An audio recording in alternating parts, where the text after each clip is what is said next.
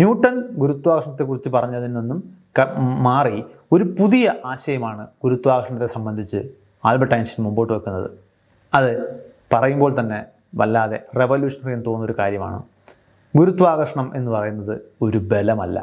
Gravity is not a force. അത് നമ്മുടെ പ്രപഞ്ചത്തിൽ നടക്കുന്ന മറ്റൊരു പ്രതിഭാസത്തിൻ്റെ അനന്തരഫലമായിട്ട് നമുക്ക് അനുഭവപ്പെടുന്ന ഒന്നാണ്.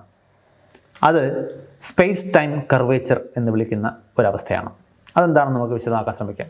ജനറൽ തിയറി ഓഫ് റിലേറ്റിവിറ്റി അനുസരിച്ച് നമ്മൾ രണ്ട് വ്യത്യസ്ത കാര്യങ്ങളായിട്ട് മനസ്സിലാക്കുന്ന സ്പേസും ടൈമും ഈ പരസ്പരം ബന്ധമില്ലാത്ത രണ്ട് കാര്യങ്ങളല്ല, മറിച്ച് അവ രണ്ടും ഒരേ നാണയത്തിൻ്റെ രണ്ട് മുഖങ്ങളാണ്.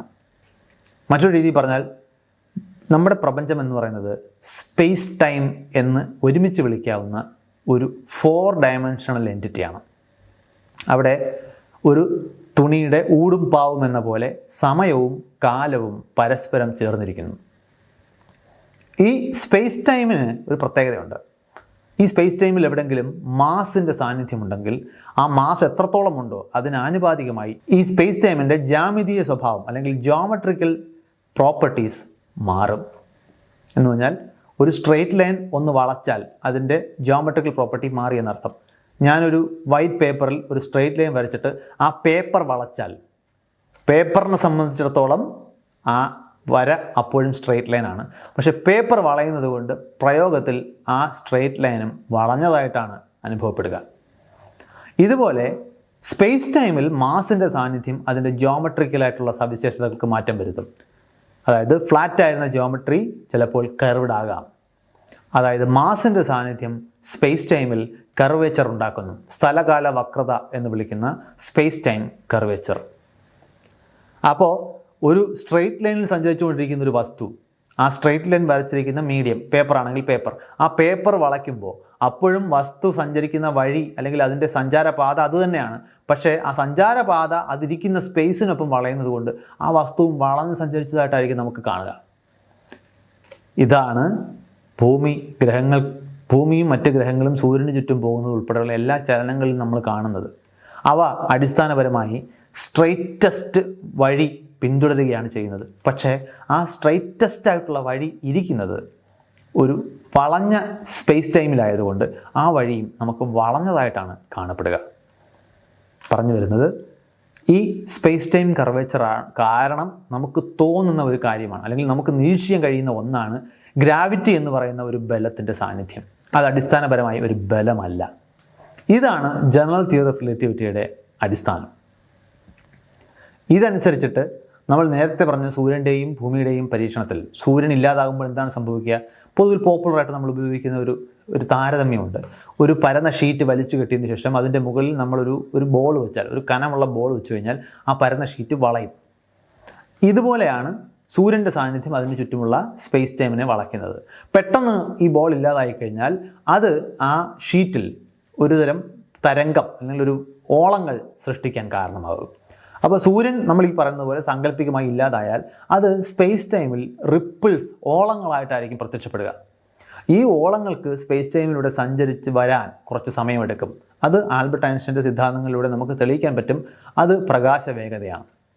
മറ്റൊരു രീതിയിൽ പറഞ്ഞാൽ സൂര്യൻ ഇല്ലാതായി കഴിഞ്ഞാലും 8 മിനിറ്റ് കഴിഞ്ഞ് സൂര്യൻ ഇല്ലാതായത് കാരണമുണ്ടായ ഗുരുത്വാകർഷണ തരംഗങ്ങൾ, ഗ്രാവിറ്റേഷണൽ വേവ്സ് ഭൂമിയിൽ എത്തുന്നത് വരെ ഭൂമി അതിൻ്റെ ഓർബിറ്റിൽ തന്നെ തുടരും. ഈ ഗുരുത്വാകർഷണ തരംഗങ്ങളെ 1915 അവതരിപ്പിച്ച ജനറൽ തിയറി ഓഫ് റിലേറ്റിവിറ്റിയിലാണ് അതിൻ്റെ അടിസ്ഥാനമായിട്ടുള്ള സിദ്ധാന്തം കിടക്കുന്നതെങ്കിലും അതിനെ നമ്മൾ ശരിക്കും ഡിറ്റക്റ്റ് ചെയ്യുന്നത് അവിടെ നിന്ന് 100 വർഷം കഴിഞ്ഞ് 2015 ലൈഗോ എന്ന് പറയുന്ന ഒരു പരീക്ഷണശാലയിലാണ് അത് ആദ്യമായിട്ട് നമ്മൾ ഡിറ്റക്റ്റ് ചെയ്യുന്നത്. അതായത് 100 വർഷം മുമ്പത്തെ സാങ്കേതിക പരിമിതികൾ കാരണം നമുക്ക് ഡിറ്റക്റ്റ് ചെയ്യാൻ കഴിയാതിരുന്നൊരു കാര്യം 100 വർഷങ്ങൾക്കിപ്പുറം നമ്മൾ കണ്ടെത്തുമ്പോൾ ആ സിദ്ധാന്തത്തിൻ്റെ സ്ട്രെങ്താണ് നമ്മുടെ മുമ്പിൽ വെളിപ്പെട്ട് കിട്ടുന്നത്. അപ്പോൾ ആൽബർട്ട് ഐൻസ്റ്റീൻ്റെ കാലത്തിലേക്ക് വരുമ്പോഴേക്കും ഗുരുത്വാകർഷണം എന്ന് പറയുന്നത് ഒരു ബലമല്ല എന്നും അത് ഈ സ്ഥലകാല വക്രത അല്ലെങ്കിൽ സ്പേസ് ടൈം കർവേച്ചർ കാരണം നമുക്ക് നിരീക്ഷിക്കാൻ കഴിയുന്ന ഒരു പ്രതിഭാസം മാത്രമാണ് എന്നും നമുക്ക് വെളിപ്പെട്ട് കിട്ടുന്നു. ഇന്ന് ബിഗ് ബാങ് സിദ്ധാന്തം ഉൾപ്പെടെ പ്രപഞ്ചത്തെക്കുറിച്ച് നമ്മളുടെ ധാരണയുടെ ആണിക്കൽ എന്ന് വിളിക്കാവുന്ന പല ആശയങ്ങളും ജനറൽ തിയറി ഓഫ് റിലേറ്റിവിറ്റിയുടെ അടിസ്ഥാനത്തിലാണ് നിലനിൽക്കുന്നത്. ജനറൽ തിയറി ഓഫ് റിലേറ്റിവിറ്റി വരുന്നതോടുകൂടി നമ്മൾ നേരത്തെ പറഞ്ഞ മെർക്കുറിയുടെ ചലനത്തിന് ന്യൂട്ടൻ്റെ സിദ്ധാന്തവുമായി ബന്ധപ്പെട്ടിട്ടുണ്ടായിരുന്ന അതുമായിട്ട് താരതമ്യം ചെയ്യുമ്പോഴുണ്ടായിരുന്ന പൊരുത്തക്കേടും പരിഹരിക്കപ്പെട്ടു. ഇത് ആൽബർട്ട് ഐൻസ്റ്റൈൻ അവതരിപ്പിച്ച ഉടനെ എല്ലാവരും കൈയടിച്ച് സമ്മതിച്ചു കൊടുത്തിട്ടൊന്നുമില്ല. ഇത് അവതരിപ്പിക്കുന്നത് ലോകമഹായുദ്ധം നടക്കുന്ന കാലഘട്ടത്തിലാണ് എന്ന് ആലോചിക്കണം. ആ സമയത്ത് ബ്രിട്ടീഷുകാരനായിരുന്ന ഒരു ഇംഗ്ലീഷ് സയൻറ്റിസ്റ്റിൻ്റെ 150 വർഷത്തോളം വിജയകരമായി നിന്ന ആരാലും ചോദ്യം ചെയ്യപ്പെടാതെ നിന്ന സിദ്ധാന്തത്തെ ലോകയുദ്ധം നടക്കുമ്പോൾ ഒരു ജർമ്മൻ സയൻറ്റിസ്റ്റാണ് തിരുത്തുന്നത്. അതൊരു പൊളിറ്റിക്കൽ പ്രശ്നം കൂടിയാണ്. ഇംഗ്ലണ്ടിൽ ആർതർ എഡിങ്ടൺ എന്ന് പറയുന്നൊരു ശാസ്ത്രജ്ഞൻ ഈ സിദ്ധാന്തത്തെക്കുറിച്ച് പഠിക്കാനും അതിനെ ക്രിട്ടിക്കലായി വിലയിരുത്താനും നിയോഗിക്കപ്പെട്ടു.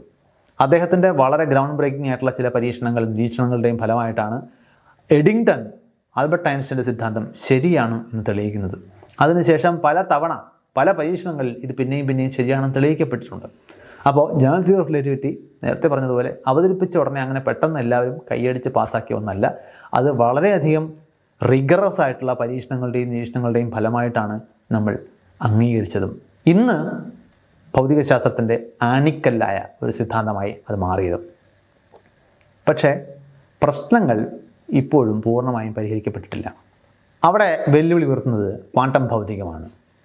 അതായത് ഈ ലോകത്തെക്കുറിച്ച് അടിസ്ഥാനപരമായി വിവരിക്കുമ്പോൾ പ്രപഞ്ചത്തിൻ്റെ ദ്രവ്യ ചേരുവകൾ, അത് മാറ്റർ ഇൻഗ്രീഡിയൻസിനെ കുറിച്ച് അന്വേഷിച്ച് പോകുമ്പോൾ നമ്മൾ ഫണ്ടമെൻ്റൽ പാർട്ടിക്കിൾസ് അല്ലെങ്കിൽ എലമെൻ്ററി പാർട്ടിക്കിൾസ് എന്ന് വിളിക്കുന്ന സൂക്ഷ്മ കണങ്ങളിലേക്കാണ് ചെന്നെത്തുക. അവ എങ്ങനെ പെരുമാറുന്നു എന്ന് തീരുമാനിക്കുന്നത് ക്വാണ്ടം മെക്കാനിക്സിലെ സിദ്ധാന്തങ്ങളാണ്. ക്വാണ്ടം മെക്കാനിക്സിൻ്റെ അടിസ്ഥാനം ഈ കണികകളായിക്കൊള്ളട്ടെ അവയുടെ സവിശേഷതകളായിട്ടുള്ള മാസ്, ചാർജ്, ആംഗുലർ മൊമെൻറ്റം, ഇങ്ങനെയുള്ള ഈ കണികകളുടെ അടിസ്ഥാന സ്വഭാവം, ചാർജ്, ഇതെല്ലാം ക്വാണ്ടൈസ്ഡ് ആണ്, അല്ലെങ്കിൽ പീസായിട്ടാണ് നിൽക്കുന്നത്. കണ്ടിന്യൂസ് അല്ല, തുടർച്ചയായ ഒരു വസ്തുവല്ല. നമ്മൾ കടയിൽ നിന്നും ഒരു എണ്ണ വാങ്ങുമ്പോൾ എണ്ണ ഒഴിച്ചെടുക്കുന്നത് പോലെ അല്ലല്ലോ നമ്മൾ മുട്ട വാങ്ങുന്നു. മുട്ട 1, 2 എന്നിങ്ങനെ വെവ്വേറായിട്ടാണ് എടുക്കുന്നത്. അല്ലെങ്കിൽ 1.5 മുട്ട, 1.25 മുട്ട എന്നൊരു കണക്ക് നമുക്ക് പറയാൻ പറ്റില്ല. അപ്പോൾ മുട്ട എന്ന് പറഞ്ഞൊരു ഡിസ്ക്രീറ്റ് അളവാണെന്ന് പറയാം. എണ്ണ അങ്ങനെയല്ല, നമുക്ക് കണ്ടിന്യൂസ് ആയിട്ട് അളക്കാം. ഈ താരതമ്യം വെച്ച് വേണം ഇതിനെ മനസ്സിലാക്കാൻ. ക്വാണ്ടം ഭൗതികത്തിൻ്റെ അടിസ്ഥാനത്തിൽ ഈ പ്രപഞ്ചത്തിലെല്ലാം, ഊർജ്ജമായിക്കൊള്ളട്ടെ ദ്രവ്യമായിക്കൊള്ളട്ടെ, എല്ലാം ഇങ്ങനെ ഡിസ്ക്രീറ്റ് ആയിട്ടാണ് നിൽക്കുന്നത്. അവയ്ക്ക് എപ്പോഴും ഒരു ചെറിയ ഫണ്ടമെൻ്റൽ യൂണിറ്റ് ഉണ്ടാകും. അതിൻ്റെ കോമ്പിനേഷനാണ് ബാക്കി നമ്മൾ കാണുന്നതെല്ലാം. പക്ഷേ ജനറൽ തിയറി ഓഫ് റിലേറ്റിവിറ്റി ഈ സ്ഥലകാലം എന്ന് പറയുന്ന സ്പേസ് ടൈം എന്ന് പറയുന്ന ഒരു കണ്ടിന്യൂസ് ക്വാണ്ടിറ്റി ആയിട്ടാണ് ഈ പ്രപഞ്ചത്തെ കണക്കാക്കുന്നത്. മാറ്റർ ആയാലും പ്രപഞ്ചമായാലും എല്ലാം അടിസ്ഥാനപരമായിട്ട് നമുക്ക് ഒറ്റ പ്രപഞ്ചമേ ഉള്ളൂ. അപ്പോൾ ക്വാണ്ടം ഭൗതികം പറയുന്നതും ജനറൽ തിയറി ഓഫ് റിലേറ്റിവിറ്റി പറയുന്നതും ഒക്കെ ഒരേ പ്രപഞ്ചത്തെക്കുറിച്ചാണെങ്കിൽ ഇവ തമ്മിൽ പൊരുത്തക്കേട് വരരുത്. സാധാരണഗതിയിൽ ജനറൽ തിയറി ഓഫ് റിലേറ്റിവിറ്റി എപ്പോഴും നമ്മൾ സ്ഥൂല പ്രപഞ്ചത്തിൽ മാക്രോസ്കോപ്പിക്കായിട്ടുള്ള ഗ്രഹങ്ങളുടെയും സൗരയൂഥങ്ങളുടെയും ഗാലക്സികളുടെയും ഒക്കെ തലത്തിലാണ് പ്രയോഗിക്കപ്പെടുന്നത്. ക്വാണ്ടം ഭൗതികമാണെങ്കിൽ ആറ്റങ്ങളുടെയും സബാറ്റമിക് കണങ്ങളുടെയും തലത്തിൽ, സൂക്ഷ്മതലത്തിൽ, മൈക്രോസ്കോപ്പിക് ലെവലിലാണ് പ്രയോഗിക്കപ്പെടുന്നത്. സൂക്ഷ്മതലത്തിൽ ഗ്രാവിറ്റി വളരെ വീക്കാണ്, അല്ലെങ്കിൽ ജനറൽ തിയറി ഓഫ് റിലേറ്റിവിറ്റി ഉണ്ടാകുന്ന സ്പേസ് ടൈം കർവേച്ചറിൻ്റെ ഇഫക്റ്റ് വളരെ വീക്കാണ്. അത് പരിഗണിക്കേണ്ട ആവശ്യം തന്നെ വരുന്നില്ല. അതുപോലെ മാക്രോസ്കോപ്പിക് ലെവലിൽ ഈ ക്വാണ്ടം ഇഫക്ട്സും വളരെ വളരെ നെഗ്ലിജിബിളാണ്, പരിഗണിക്കേണ്ട ആവശ്യമില്ല. അപ്പോൾ സാധാരണഗതിയിൽ ഈ രണ്ട് സിദ്ധാന്തങ്ങൾ തമ്മിൽ പ്രശ്നമില്ല. പക്ഷേ ഈ പ്രപഞ്ചത്തിൻ്റെ ഉൽപ്പത്തി തുടങ്ങിയ വളരെ എക്സോട്ടിക് ആയിട്ടുള്ള സാഹചര്യങ്ങളിലേക്ക് പോകുമ്പോൾ ഈ പ്രപഞ്ചത്തിലെ മുഴുവൻ ദ്രവ്യവും വളരെ ചെറിയൊരു ബിന്ദുവിലേക്ക് കേന്ദ്രീകരിച്ചിരിക്കുന്ന അവസ്ഥ നമുക്ക് പരിഗണിക്കേണ്ടി വരും. അവിടെ ഒരേ സമയം ക്വാണ്ടം ഭൗതികം വേണം, കാരണം അവിടെ സൂക്ഷ്മ അവസ്ഥയാണ്. എന്നാൽ അതേസമയം മുഴുവൻ ദ്രവ്യവും ഉള്ളതുകൊണ്ട്, ഡെൻസിറ്റി വളരെ കൂടുതലായതുകൊണ്ട് അവിടെ നമുക്ക് ജനറൽ തിയറി ഓഫ് റിലേറ്റിവിറ്റിയും പരിഗണിക്കേണ്ടതുണ്ട്. ഇവിടെ ഇവർ രണ്ടും കൂടി ഒരുമിച്ച് പരിഗണിക്കേണ്ടി വരുന്നു. പക്ഷേ ഇവർ രണ്ടുപേരും, ഈ രണ്ട് സിദ്ധാന്തങ്ങളും പ്രപഞ്ചത്തെക്കുറിച്ച് രണ്ട് വ്യത്യസ്തമായിട്ടുള്ള ആശയങ്ങളാണ് വഹിക്കുന്നത്. ഇവിടെ പൊരുത്തക്കേട് വരുന്നു. ഇന്ന് ഭൗതികശാസ്ത്രത്തിൽ ഏറ്റവും കൂടുതൽ ചൂടൻ പിടിച്ച അന്വേഷണങ്ങൾ നടക്കുന്നത് ഇവ തമ്മിലുള്ള ഈ പൊരുത്തക്കേട് എങ്ങനെ ഇല്ലാതാക്കാം എന്നാണ്. ഇപ്പോൾ സ്ട്രിങ് തിയറി, ക്വാണ്ടം ഗ്രാവിറ്റി, ഇങ്ങനെയുള്ള പല പേരുകൾ, പല സിദ്ധാന്തങ്ങളും നമ്മൾ കേൾക്കും. ഈ ക്വാണ്ടം തിയറിയുടെ അടിസ്ഥാനത്തിൽ നമ്മൾ മറ്റ് ദ്രവ്യത്തെ കൂട്ടിയോജിപ്പിക്കുന്ന ബലങ്ങളെയും, ഫണ്ടമെൻ്റൽ ഇൻട്രാക്ഷൻസ് എന്ന് വിളിക്കുന്ന strong nuclear force, weak nuclear force, electromagnetic interaction, ഇവയെല്ലാം നമ്മൾ ഈ ചെറിയ കണികകളുടെ അടിസ്ഥാനത്തിൽ, ഫണ്ടമെൻ്റൽ പാർട്ടിക്കിൾസിൻ്റെ അടിസ്ഥാനത്തിലാണ് പ്രവർത്തിക്കുന്നത് എന്ന സിദ്ധാന്തങ്ങൾ ഉണ്ടാക്കാൻ നമുക്ക് സാധിച്ചിട്ടുണ്ട്. എന്നാൽ ഗുരുത്വാകർഷണത്തെ മീഡിയേറ്റ് ചെയ്യുന്ന ഗ്രാവിറ്റോൺസ് എന്ന് വിളിക്കുന്ന കണികകൾ നമുക്കിപ്പോഴും ഹൈപ്പോത്തറ്റിക്കലാണ്. അവ നമുക്ക് സങ്കല്പിക്കാനേ കഴിഞ്ഞിട്ടുള്ളൂ. നമുക്ക് അവയെ റിയലൈസ് ചെയ്യുന്ന രീതിയിൽ, അവയെ നേരിട്ട് കണ്ടെത്താൻ കഴിയുന്ന പരീക്ഷണങ്ങളോ ഒന്നും ഇതുവരെ സാധിച്ചിട്ടില്ല. ചുരുക്കി പറഞ്ഞാൽ ഈ പ്രപഞ്ചത്തെ മനസ്സിലാക്കുന്ന ക്വാണ്ടം മെക്കാനിക്കലായിട്ടുള്ള സ്റ്റാൻഡേർഡ് മോഡൽ എന്ന് പറയുന്ന കണികാ ഭൗതികത്തിൽ ഗുരുത്വാകർഷണത്തെ കൂട്ടിച്ചേർക്കാൻ നമുക്ക് സാധിച്ചിട്ടില്ല. ക്വാണ്ടം ഗ്രാവിറ്റി പോലുള്ള സിദ്ധാന്തങ്ങൾ അതിനാണ് ശ്രമിക്കുന്നത്. അതുവരെ നമുക്ക് ചില ചോദ്യങ്ങൾക്ക് ഉത്തരമില്ലാതെ അവശേഷിക്കും. ഒരുപക്ഷെ ഭാവിയിൽ അത് ഉടനെ ഉണ്ടാകുമെന്ന് നമുക്ക് പ്രതീക്ഷിക്കാം.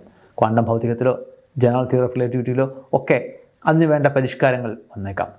പക്ഷെ അതുവരെ നമുക്ക് ഉത്തരമില്ലാത്ത ചോദ്യങ്ങളിൽ തൃപ്തിപ്പെടേണ്ടി വരും.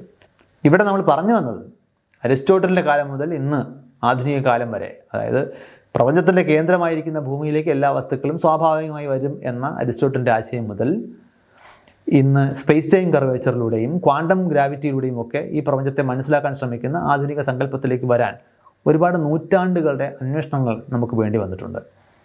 ഒരു ചോദ്യം കൂടി ചോദിച്ചുകൊണ്ട് നമുക്കിത് അവസാനിപ്പിക്കാം. ചില ആളുകൾ നേരിട്ട് ചോദിച്ചിട്ടുള്ള അനുഭവത്തിൻ്റെ അടിസ്ഥാനത്തിലാണ് ചോദിക്കുന്നത്. അപ്പോൾ ശരിക്കും ഗ്രാവിറ്റി എന്ന് പറയുന്നത് ന്യൂട്ടൺ പറയുന്നതാണോ ഐൻസ്റ്റൈൻ പറയുന്നതാണോ? നമ്മൾ ആപ്പിൾ താഴേക്ക് വീഴുമ്പോൾ നമ്മളതിനെ സ്പേസ് ടൈം കർവേച്ചർ എന്നാണ് വിളിക്കേണ്ടത്, അതോ ന്യൂട്ടനും പറഞ്ഞതുപോലെ G(m1 m2 r² എന്ന് പറയുന്നത് രണ്ട് വസ്തുക്കൾ തമ്മിലുള്ള ആകർഷണമായിട്ടാണോ മനസ്സിലാക്കേണ്ടത്? ഈ ചോദ്യത്തിന് കൃത്യമായ ഒരു വൺ വേർഡ് ആൻസർ സാധ്യമല്ല.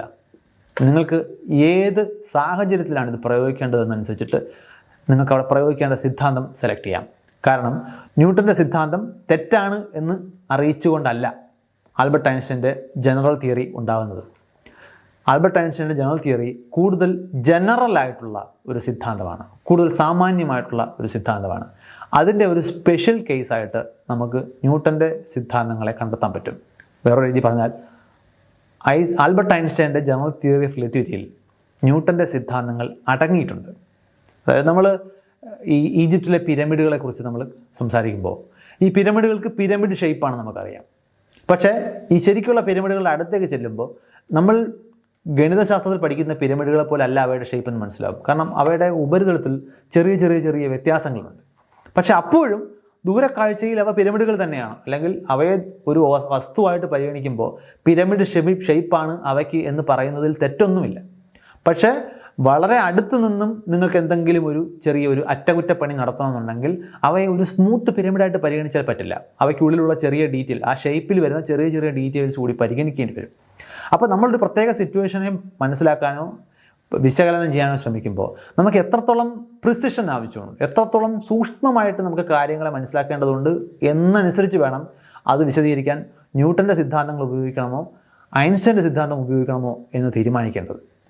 ഇപ്പോഴും ബഹിരാകാശ യാത്രയ്ക്കും ഒക്കെ ഭൂരിഭാഗം സിറ്റുവേഷൻസിലും നമ്മൾ ഗുരുത്വാകർഷണം മനസ്സിലാക്കാൻ ഐസക് ന്യൂട്ടൻ്റെ സിദ്ധാന്തങ്ങൾ തന്നെയാണ് ഉപയോഗിക്കുന്നത്. കാരണം അവ തെറ്റല്ല, അവ അപ്രോക്സിമേഷൻസ് ആണ്.